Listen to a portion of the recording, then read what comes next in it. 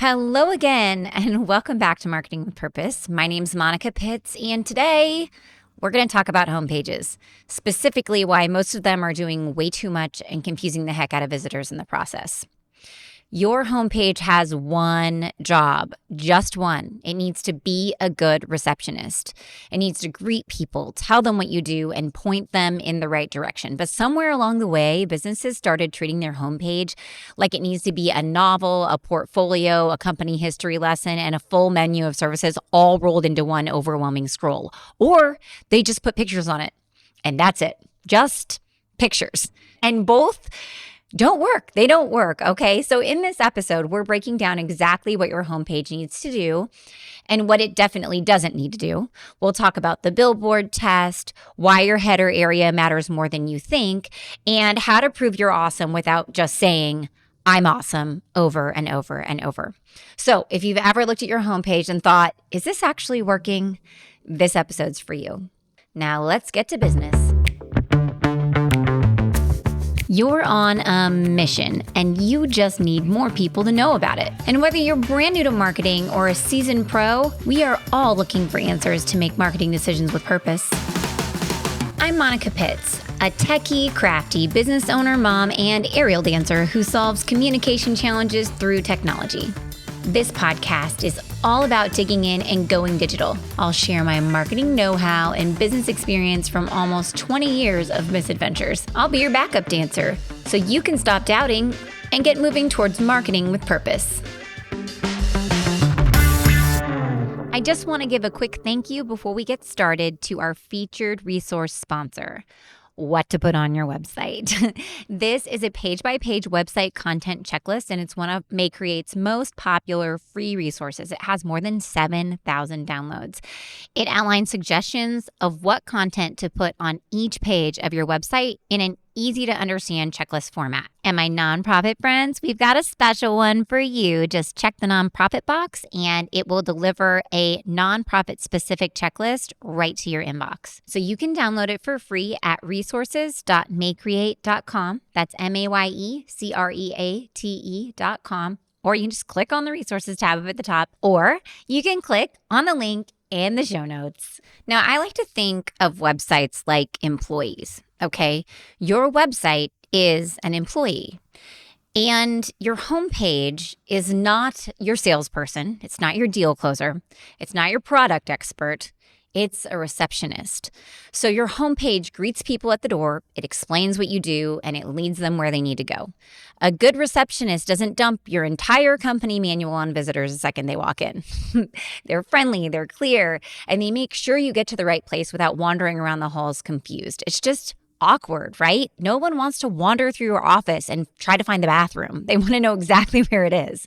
So the problem is most homepages fall into one of two traps. Either they're crammed with every service, all the information about those services, accolades, and every piece of company history. So your business feels like a cluttered mess, like a receptionist who won't stop talking long enough for you to explain why you're there. Or they're just a barren wasteland of images with a sprinkle of text, like the receptionist who ignores you until you stand in front of the desk and clear your throat, and even then won't help you find what you need. And the result of each of these problems is that people leave your website before they even figure out what you do. A great homepage is simple, it's scannable, and it's strategic. It tells visitors what you do. It proves that you're good at it, and it makes it ridiculously easy for them to take the next step. And that's it. Everything else is just noise. So in order to have a successful homepage, first we have to know the goals of your homepage. There's only 4 goals of your homepage. Goal number 1, let visitors act fast without thinking. Number 2, tell visitors what you do immediately. 3, explain why you're awesome. And 4, invite them to the party. Okay, so let's start at the top. Goal number 1, let visitors act fast without thinking. Your homepage isn't the spot for long, eloquent poetry. It's basically a slide deck, okay? So you want people to roll through it like a PowerPoint presentation, grabbing what they need without even touching your navigation, unless they're trying to dig in deeper right away and they know exactly what they want. So you need to only share the most important information on your homepage. Do not overwhelm people with too much content. Give them quick overviews and then link to details elsewhere inside of your site. Now, here's the deal though.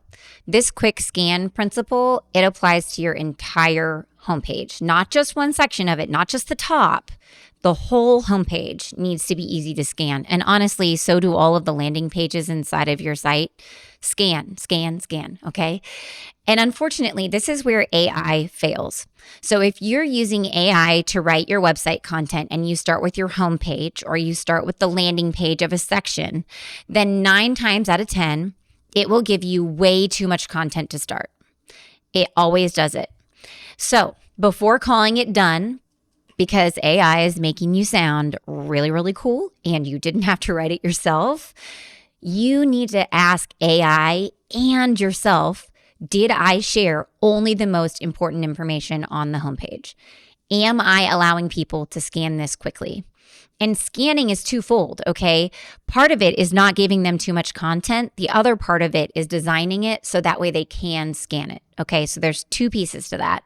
And last but not least, did I get too specific? Did I share too much information? Should some of this content be housed on other pages of the site? So if you're not sure, ask your AI program. We use Claude, and I ask it this question all the time, especially on home and landing pages. And it often admits that the content is too wordy for a homepage, and then it suggests other pages on the site where the content would be more appropriate. So that's just a word of warning. If you're using AI, it's going to give you too much, and you're going to have to pare it back. Now, your homepage is a springboard. Okay, like the receptionist, it's guiding people where they need to go. So if we want visitors to act fast and launch into the site, first we need to actually take a step back and ask ourselves, what are visitors looking for? Because unlike the receptionist who can say, how can I help you? Your website has to anticipate what they need. And then you can ask yourself, what do you want them to see or do, right? So we want them to get what they need quickly without thinking, and then sprinkle in the things that you'd like them to take action on. So for example, if you're a nonprofit, visitors might be looking for ways to get involved or sign up for services. And you might want them to donate or check out your needs list. If you're a commercial paving company, visitors might be looking for your service list, your service area, or completed project photos. And you want them to see your careers section because you're focused on hiring. So make sure to reserve a section at the top of your page to focus on what visitors need. And you can absolutely sneak in where you want them to go next, because if it's not relevant to them, they're just going to ignore it and move on, which is totally fine. But sometimes what's even better is that what they need and what you want them to do are actually the same thing. Now, if you're not sure what your audience is looking for, just look and ask around. You can ask your sales human or the person who answers the phone or the company email. You can talk to people in your audience. It's actually a really fun icebreaker at networking events to ask people their opinions. Google your company. Yeah, Google yourself. Usually the most visited pages on your site display just below your homepage in search results, which will tell you the parts of your website that people most likely visit. It might surprise you. It might. You can even look at your competitors' homepages to get ideas. You'll likely see a trend between them, but don't let that cloud your judgment, because you can be smarter than your competitor's web designer, okay? You can even ask ChatGPT. And then one of my favorite tricks is to go to AI. I use Claude, but you can also use ChatGPT for this. And you just describe your audience. Tell the AI program everything that you know about those people, and then ask them, what do you think they're looking for on the homepage? What do you think they need to make a buying decision? What would you put on my homepage? And it'll tell you, it'll give you an outline, and then you can use your RI, your real intelligence, to decide whether or not that actually clicks. Okay, so goal number 1 is let visitors act fast without thinking. Goal number 2 is tell people what you do immediately. Now, what you do does not equal welcome to our website. Okay? I do not want to see welcome to our website at the top of your website. This is going to feel hard, okay? Especially for you Midwesterners. But follow me here. This is very, very valuable real estate. People should feel welcome. They should feel it, but you don't need to say welcome. Welcome them by anticipating their needs. Tell them what you do so they know if they're in the right place, and make it clear in nanoseconds. This is not the time for poetic stanzas. I am talking to you, vague mission statement holders. Vague, you know if you were that person, right? If you were wondering if your mission statement is vague, it probably is. Okay, it was probably crafted by a board. I am so sorry. I'm so sorry. If you fear that this is you, take your mission statement and have someone read it that has no idea what you do and ask them if it makes sense. Most of the time, they will say no. Or you can once again feed it into AI and ask AI, does this seem vague? Is it over flowery? Is this clear to people? Can people with a 9th grade reading level understand this? And it will tell you no, right? Okay, so we do not want people to guess or read in between the lines at the top of the page. It's got to be super clear. That's how we're going to make them feel comfortable. That's how we're going to make them feel welcome. Let them know that they're in the right place. So we're going to do this in 2 main places. First, we're going to do it in that big area up at the top of the site. You can call it the hero image or slider, your header video. I'm going to call it the header area. And you're also going to do it in your services or product overview area. So I want you to think of that header area at the top of your page like a billboard. Your logo needs to be big enough to read. Yes. And if your logo has an acronym on it, I want you to spell out your full name someplace in the very top part of your site. And then tell people what you do in simple, easy to understand terms that they can read while driving past at 70 miles per hour. This part of your homepage is more than just ambiance. It's your first opportunity to give value to your visitors. So give them the very best gift ever. Don't make them think, okay? And then right below it, usually we house the services or product overview area. And on most pages, it tells people your services or your product categories. It's basically a visual overview of what you do. And this builds on your header area because it gives visitors a quick way to jump into what they actually care about. So you're going to use clear labels and imagery. You'll pair them with brief descriptions if the labels need backup, and then keep it super scannable so that way they can pick their path and go. Now, these need to look like you can click on them. They need to look like they're clickable. I know that sounds crazy, but sometimes they just look like boxes.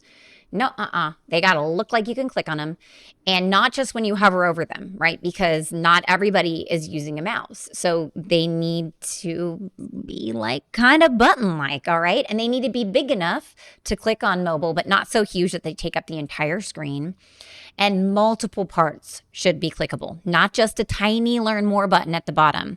So make the image and the text and the button clickable so people can get where they want to go with zero frustration. You would be surprised how many people are trying to click on that image that doesn't go anywhere because they feel like it's part of the button.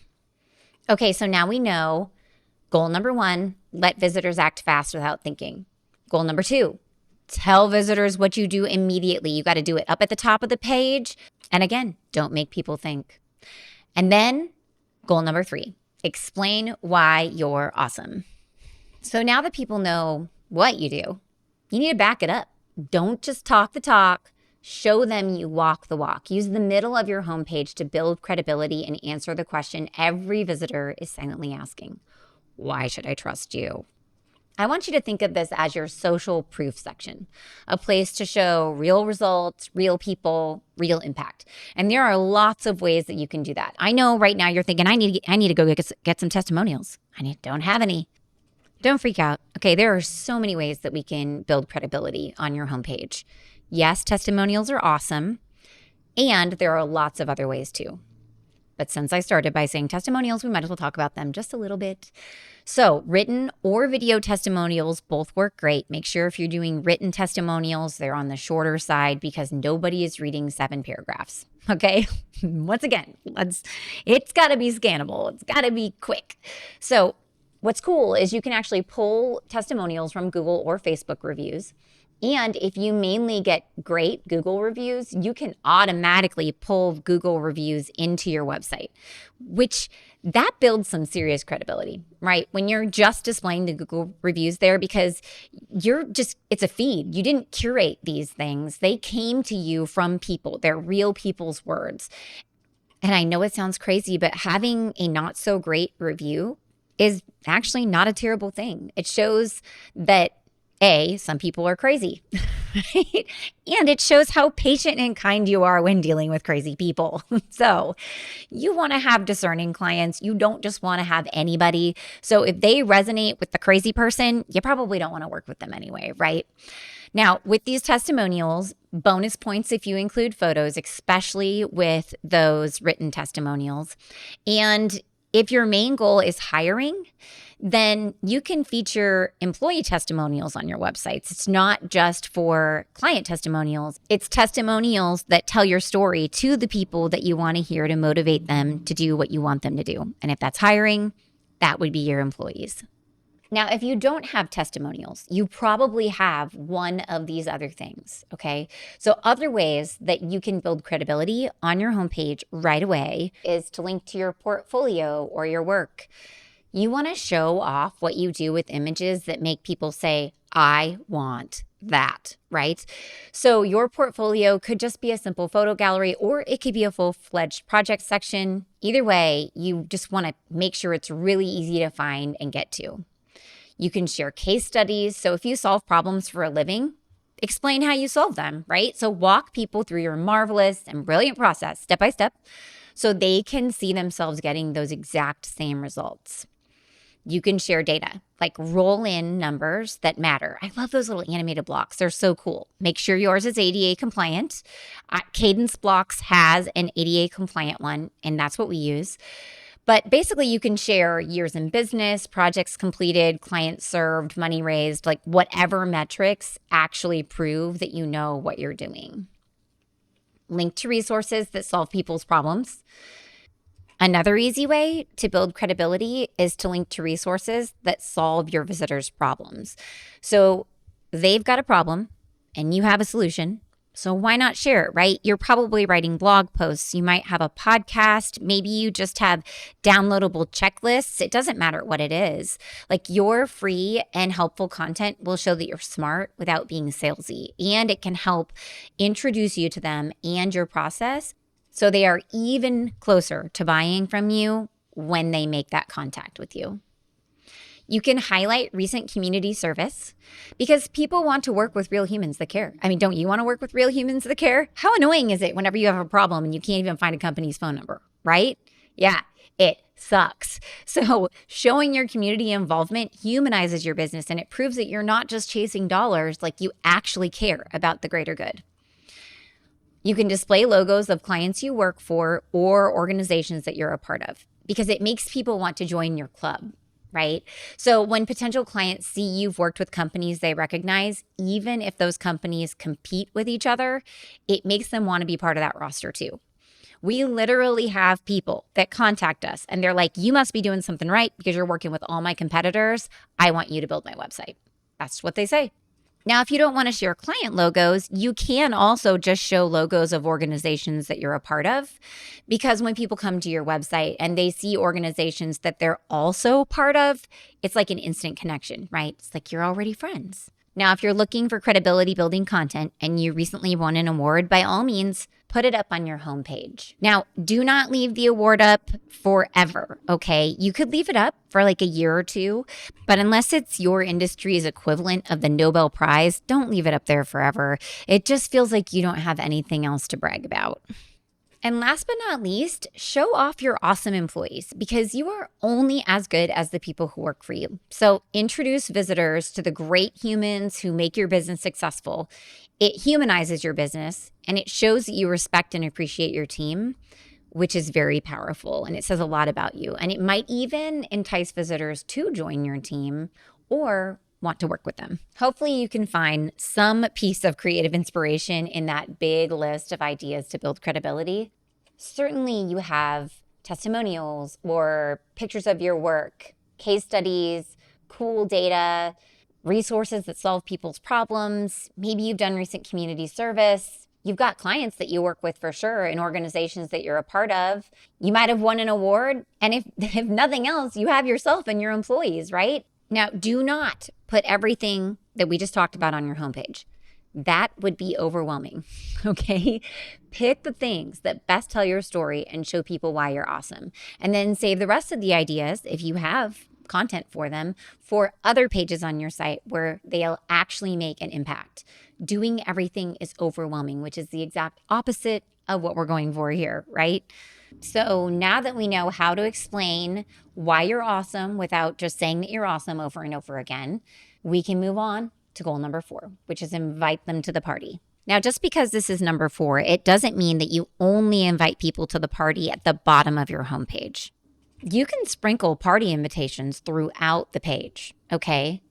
But by all means, if people get all the way down to the bottom of your page, you need to tell them exactly what to do next. Do not leave them hanging, okay? So to determine exactly what you need to do to invite them to the party, I want you to ask yourself, what is the next step, right? They got to the bottom of the homepage. They didn't decide to go anywhere else. What do you want them to do? And what do they need to take action? And then match that CTA with how your business actually works, right? So do you want visitors to call? If so, make your phone number really big, clickable, and visible on mobile. If you want them to visit your store, show your location, hours, and maybe even a map. If you want them to schedule an appointment, then link to your booking system or just put it right there on the page. Sign up for your newsletter. Make the sign up really easy to spot. Don't ask for too many things from them. Make it super streamlined. If you want them to donate, show a big, bold donate now button. Or if you want them to apply for a job, then link to your careers page or your application portal. So just ask yourself, what is the next step and what do they need to take action, and make sure that you give it to them in a way that matches how you want to do business with them. And don't make them hunt for it, okay? So your primary call to action can appear multiple times on your homepage. It can be at the top, the middle, and at the bottom, because people are going to decide to take action at different points while they're scrolling. So give them opportunities to say yes wherever they are on the page. And this doesn't just apply to your homepage, it applies to any page that they're on. Okay, so now that you understand your homepage goals, let visitors act fast without thinking, tell visitors what you do immediately, explain why you're awesome, and invite them to the party, I want to talk about a few design tips that need to be done throughout to make them successful. I have said the word scannable a lot of times in this podcast so far. And so I'm going to start there with how to make things scannable. You're going to use space to group items together into scannable patterns. The white space around stuff isn't wasted space. It makes your page readable. It's okay if the page scrolls. That's totally fine, okay? It just has to have like items, related items grouped together, and there has to be breathing room between the sections so your brain gets a little bit of a break. You're going to create clear visual hierarchy so people know where to look next. You're going to use headings and design techniques to make sure that they know where to look next. It's going to feel like a PowerPoint, right? Because a cluttered homepage makes visitors' brains hurt, and that's not what we want. So use space to group items together into scannable patterns. Also, your homepage has to have words. Yes, it does. It actually needs words because Google and AI don't really read images. They need actual context to understand what you do. So shoot for 400 to 800 words of text on your homepage and write for humans first, right? The humans are the people that are reading it. And there are so many bot visitors to your website right now. We need to capitalize on every single human visitor that you come in contact with. So write for them. But make sure that there's enough words on the page for Google, ChatGPT, Claude, and every other AI out there to know exactly what you offer and who you serve. Now, AI summaries, they often favor specific content-rich pages. They look more at your blog posts, your guides, your FAQs, than they look at your homepage. But your homepage influences how AI tools interpret your brand and the trust for your site. So words, you gotta have them. Your homepage cannot just be a collection of images. And since we're talking about words, let's make sure that those words that you put on this super valuable real estate actually sound like you, okay? If you're a laid-back nonprofit, don't write like a law firm. Like that consistency and authenticity builds trust with your readers.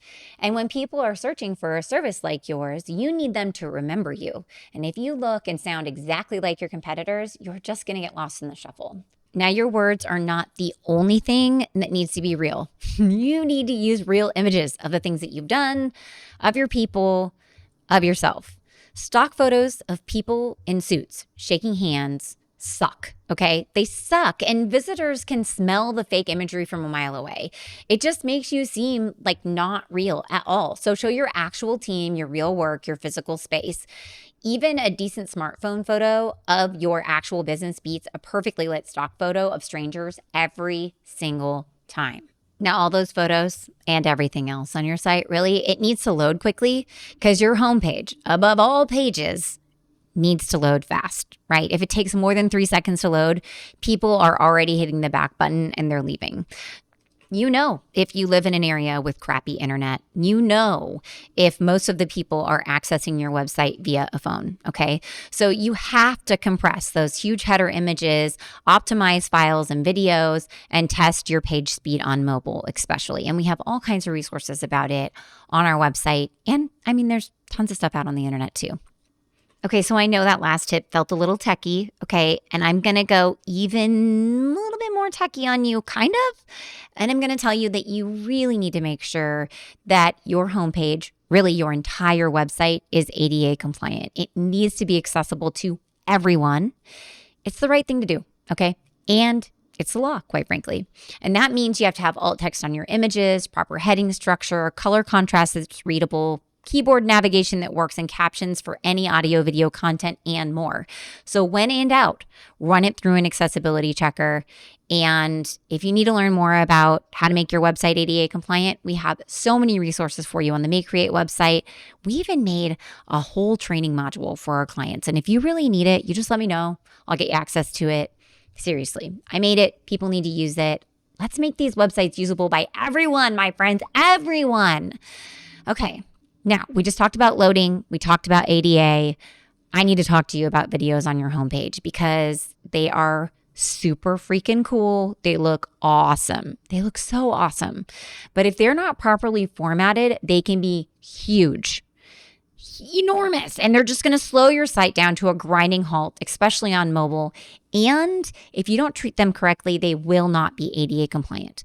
So my suggestions for you, if you have to have an auto playing video on your homepage, make sure that you format a separate, smaller video for mobile. It does not need to be enormous on mobile, right? The dimensions are way smaller, so make it smaller. It will be smaller. It will load faster. Then be honest with yourself. This is a tricky one, and we talk to a lot of our clients about this. If the video doesn't add the same flair on mobile, and it usually doesn't because it's super tiny and so it just doesn't feel as glamorous, then replace it with a static image and your load time will be redonkulously faster. Seriously. Redonkulous, that's actually a technical term for load time. Anyway, so just be honest with yourself. If it's not giving that same ambiance, just take it off. It's okay, right? Now, if it auto plays, your video needs to be pausable to meet ADA compliance. You need a pause button. And for the love of all that's holy, do not make it autoplay with sound. It should have no sound, absolutely none. When it autoplays, that is a big no-no for everyone for so many reasons, and it's not ADA compliant. Now, I know I've said this in a lot of different ways, but we have to make sure it's mobile friendly. Over half of visitors on websites are coming from mobile phones. Even if you are a business to business company, they're coming on their phones. Okay. So if your homepage looks like garbage on mobile, or if it requires pinching and zooming to read, you just lost everybody, right? So test it on an actual phone, not just by resizing your browser window. Now, those design tips, those are things that you should use on your entire website. They're things that we talk about all over the Make Create blog and in this podcast. So there are so many more resources that you can find about them. I just wanted to make sure to drive them home here while we're talking about the homepage, because this is your first impression and they absolutely need to come through here. All right, so now armed with this newfound knowledge about what a homepage should be, I want you to go out and take a good hard look at your current homepage. Ask yourself, does it pass the billboard test? Can someone driving by at 70 miles per hour understand what you do? Are you showing real proof, or are you just talking about how great you are? And is your call to action obvious, or are people having to hunt for your phone number? Or maybe you didn't even let them know the way you wanted them to contact you, right? And if you don't feel comfortable giving yourself an honest review of your homepage, put the link to your homepage in ChatGPT, explain to ChatGPT what you do, and have it review your homepage for you. It will tell you what you're doing right and what you need to fix. It really will. And then knowing what you know now, you can use your real intelligence paired with that artificial intelligence to make a great list of what needs to be adjusted to fix your homepage. And honestly, if you want me to look at your homepage, you just let me know and I'll send you a quick video and I'll let you know what I find, okay? And if you want it completely fixed, you know where to find me, right? Mayecreate.com, MAYECREATE.com. All right, so that is it for today. Thank you so much for hanging out with me and nerding out about homepages. I hope you found this helpful. If you learned a thing or two, consider leaving us a review. It really does help other people find the show. Now, speaking of things that help, our next far less techie episode is one I'm really excited about. How to tell your boss that part of your job sucks, or your board, or your clients, whoever you need to tell, right? And I'm not saying how to tell them the company sucks or your whole job sucks. But the one piece of it that really irks you, the one you know can be done better or maybe doesn't need to be done at all, that's what we're going to talk about in this episode, because that conversation is really difficult for some teams. They perceive talking about an itchy task as conflict. I personally love it though, because when someone on my team tells me that part of their job sucks, I can actually do something about it. We can streamline it, we can make it more efficient, we can hand it off to somebody who genuinely loves doing it, or maybe just eliminate it altogether. It allows me to streamline our workflows and keep my employees with me longer because I want them here forever. And I can't fix what I don't know about. And so Stacy and I are going to give you some pointers on how to have this kind of conversation. The one that feels like conflict, but really isn't. It's an opportunity for growth in a way that gets people to sit up, listen, and make change. So make sure you're subscribed so you don't miss it. So until then, thanks again. Now go forth and market with purpose. I just want to give one more quick thank you to our May Create resource sponsor, What to Put on Your Website. Now, in this checklist, you'll find the must-haves for every page of your site, tips on how to make the most of your content, and practical advice to help guide you through creating your website. You can download your copy for free at resources.mayecreate.com. That's MAYECREATE.com. Or you can click on the link in the show notes.